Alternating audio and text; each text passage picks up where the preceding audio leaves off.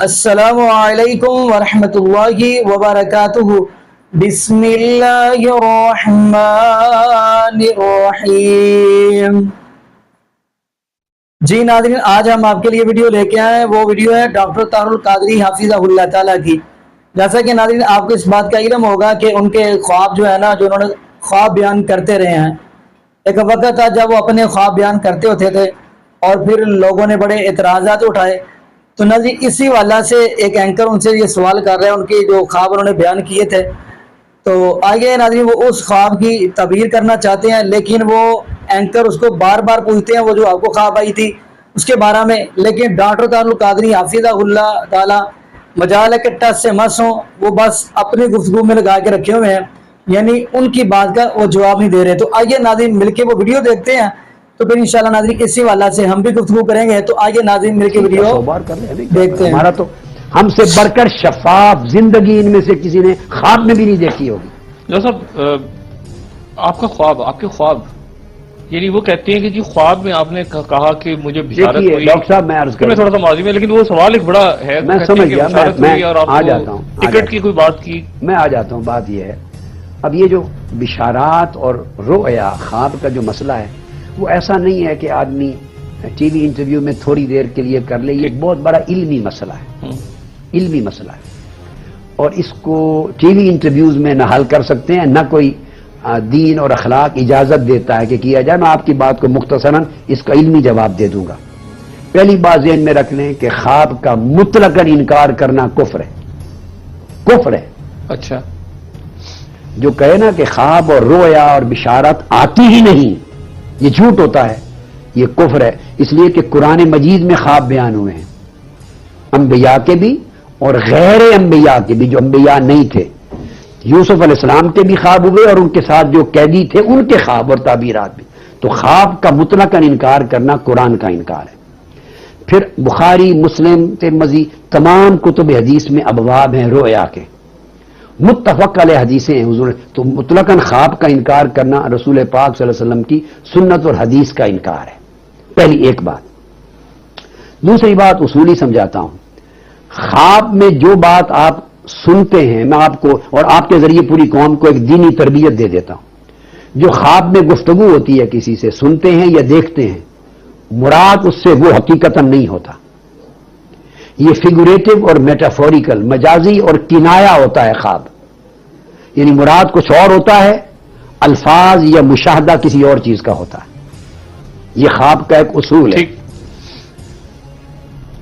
حضرت یوسف علیہ السلام نے خواب دیکھا کہ مجھے سورج، چاند اور 11 ستارے سجدہ کر رہے ہیں بچپن میں، اور تعبیر کیا نکلی جب مصر کے سربراہ بنے تو آپ کے والد، والدہ اور بھائیوں نے سجدہ کیا۔ خواب سورج، چاند، ستاروں کا دیکھا تھا اور فرمایا یہ میرے خواب کی تعبیر ہے۔ خواب قیدیوں نے دیکھا تھا، وہ پرندے کھا رہے ہیں سر کو، قرآن مجید میں ہے، سورہ یوسف میں، اور تعبیر ہوئی کہ 7 سال اچھے سبز ہریالی کے آئیں گے، پھر 7 سال بالکل قحط کے آئیں گے، تو قحط کے لیے اس زمانے کا غلہ سنبھال کے رکھ۔ تعبیر ٹوٹلی ڈیفرنٹ ہوئی، جس کا کوئی دور کا تعلق ہی نہیں تھا کہ پرندے گوشت نوچ رہے ہیں۔ خوابوں کا ایک نظام، ایک علم ہے۔ اب میں آپ کو 2 چیزیں 3 اس اصول کو سمجھانے کے لیے کہہ دیتا ہوں۔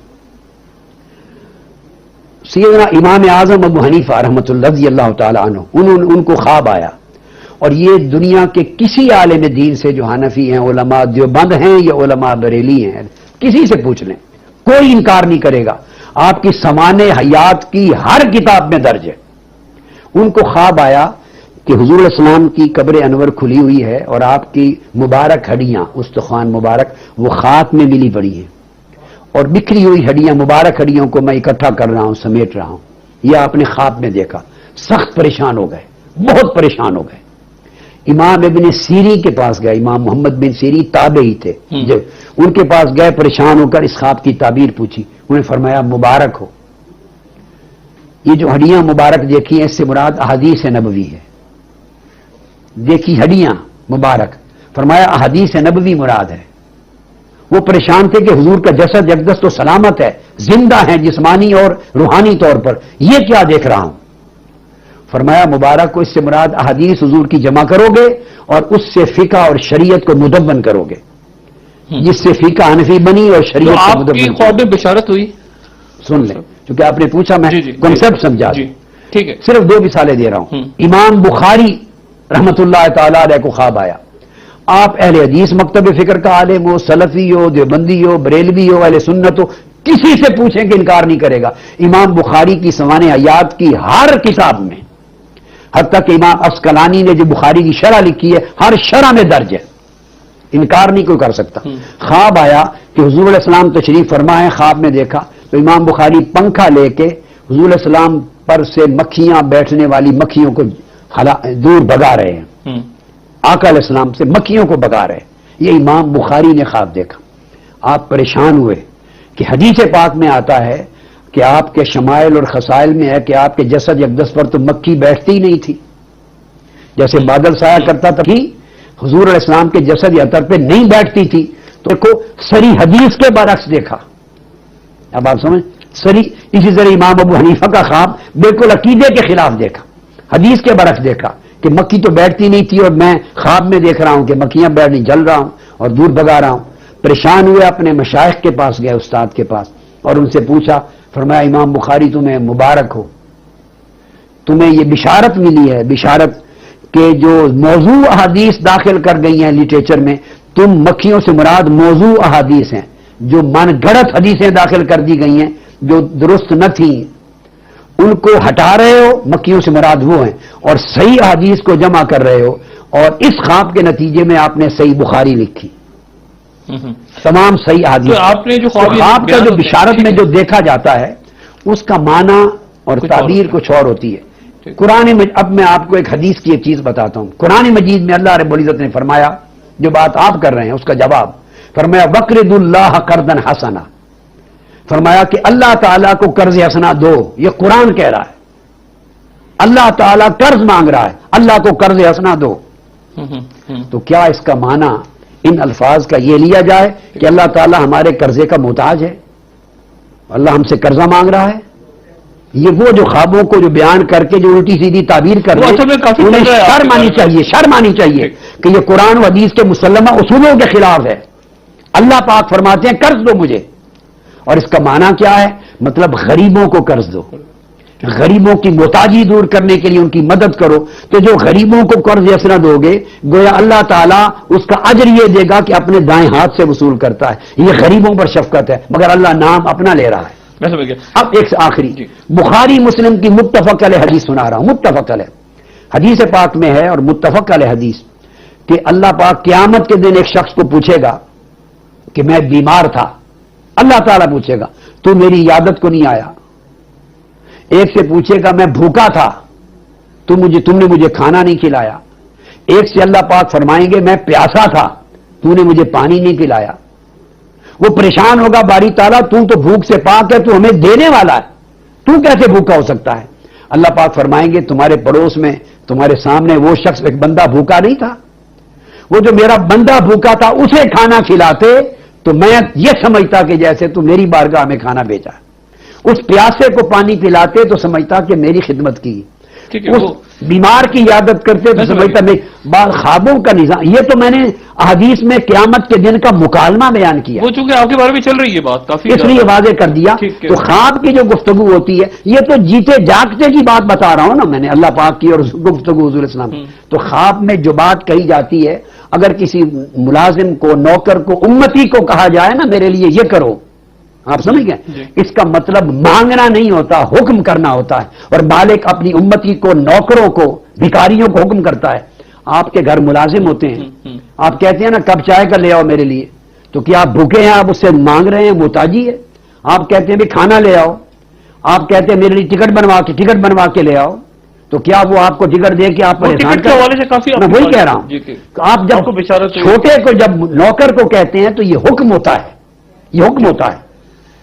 جب اپنے سے بڑے کو کہتے ہیں تو پھر درخواست ہوتی ہے معاذ اللہ، جب چھوٹے کو کہتے ہیں تو حکم ہوتا ہے۔ آقا علیہ السلام اپنے چھوٹے کو جو چاہیں فرما دیں، وہ مالک ہیں، اور ہم سب حضور کے امتی اور حضور کے غلام ہیں، ہم حضور کے سگ ہیں، حضور کے ٹکڑوں پہ پلنے والے ہیں، وہ جس امتی کو چاہے حکم دیں۔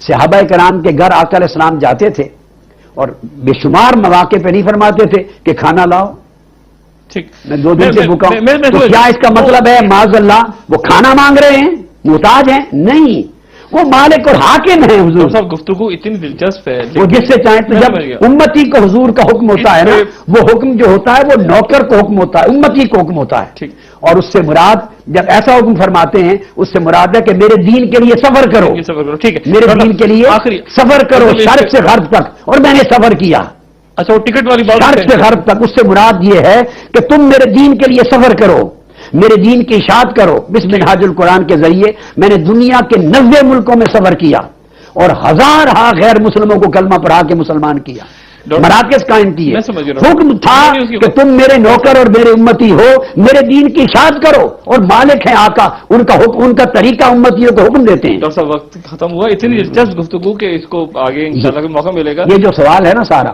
اس پر میری پوری یہ کتاب ہے، خواب ہاں، والا ہے۔ خوابوں کی بشارت، اچھا۔ اور اس پوری چیز کی وضاحت پر اچھا۔ یہ پوری کتاب ہے، ٹھیک، اور تمام دلائل کے ٹھیک ہے ساتھ۔ ڈاکٹر صاحب آخر میں جی ناظرین، آپ نے یہ ویڈیو ملاحظہ فرمائی اور آپ نے اس بندے کے سوال بھی سنے اور ڈاکٹر طاہر القادری حفظہ اللہ تعالی گفتگو بھی سنی۔ تو ناظرین پہلے نمبر پہ حیرانگی والی بات یہ ہے کہ اتنے جذبات میں آ جانا اور یہ پتہ ہی نہ چلنا کہ یہ میں کیا کیا جملے کیا گیا ہوں اور بعد میں پھر پچھتانا پڑنا۔ تو ناظرین بندہ جب بھی گفتگو کرے امن کے ساتھ، سکون کے ساتھ، آرام سے ٹھہر کے گفتگو کرے۔ تو ناظرین ایسا نہیں ہے کہ بندہ اب جو منہ میں آئے فوراً وہ نکال دے، اب ناظرین پھر وہ اسی بات سے بات کرنے کے بعد پھر مکر بھی جانا۔ تو ناظرین یہ بات کر کے پھر بات پہ مکر جانا تو آپ کو پتہ ہوگا ناظرین یہ کس کی نشانی ہے۔ تو میں ناظرین یہ دعا کروں گا اللہ پاک ہمیں سمجھ عطا فرمائے، اور جتنے بھی دنیا کے اندر امت مسلمہ ہیں اللہ پاک سب کو نبی پاک صلی اللہ علیہ وسلم کی اتباع، نبی پاک صلی اللہ علیہ وسلم کی پیروی اور نبی پاک صلی اللہ علیہ وسلم کی شریعت کے مطابق زندگی گزارنے کی توفیق دے۔ اور یہ بھی دعا کرتا چلوں اللہ پاک ہمیں 5 وقت کا پکا اور سچا نمازی بنا دے، اور جتنے بھی اس دنیا کے اندر بے اولاد جوڑے ہیں اللہ پاک سب کو نیک نوینہ صحت تندرستی والی ایمان والی لمبی زندگی والی اولاد عطا فرما دے۔ جزاکم اللہ خیرہ، احسن الجزاء، السلام علیکم ورحمۃ اللہ وبرکاتہ۔